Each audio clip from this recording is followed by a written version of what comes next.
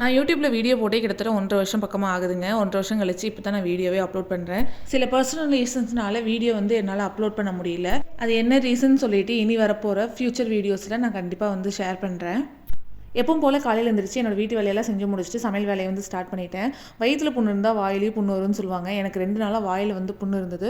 So அம்மா வந்து மணத்தக்காளி கீரை வாங்கிட்டு வர சொல்லி சட்னி ஆட்டி சாப்பிட்லான்னு சொல்லிட்டு அதுக்கான வேலையை தான் நான் வந்து பார்த்துட்டு இருந்தேன். இந்த 1.5 வருஷத்தில் நான் ஒரு விஷயம் நல்லாவே புரிஞ்சுக்கிட்டேங்க. ஏன்னா யாருக்கு லைஃப் எப்படி இருக்குன்னே சொல்ல முடியாது. இந்த 1.5 வருஷத்தில் யாரோட லைஃப் எப்படி வேணாலும் தலைகீழாக மாறுங்கிறத நான் நல்லாவே புரிஞ்சுக்கிட்டேன். எனக்கும் சில விஷயங்கள் நடந்தது. அதை நான் ஃப்யூச்சர் வீடியோஸில் கண்டிப்பாக ஷேர் பண்ணுறேன்.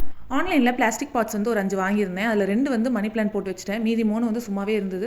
ஸோ அதில் மண்ணு போட்டு ஏதாவது செடி வளர்க்கலாமேன்னு சொல்லிட்டு 3லையும் மண்ணு போட்டு ஒரு பாட்டில் மட்டும் கொஞ்சமாக கொத்தமல்லி விதையை வந்து தூவி விட்டுட்டேன். மீதி இருக்கிற 2 பாட்டிலையும் புதினா செடியும் பூச்செடியும் வைக்கலாம்னு பிளான் பண்ணியிருக்கேன். இந்த மணத்தக்காளி கீரையை வந்து நீங்கள் சட்னியும் செஞ்சு சாப்பிட்லாம், பொரியல் பண்ணியும் சாப்பிட்லாம். எப்படி சாப்பிட்டாலும் வாய்ப்புண்ணு வந்து சீக்கிரம் ஆறிடும்.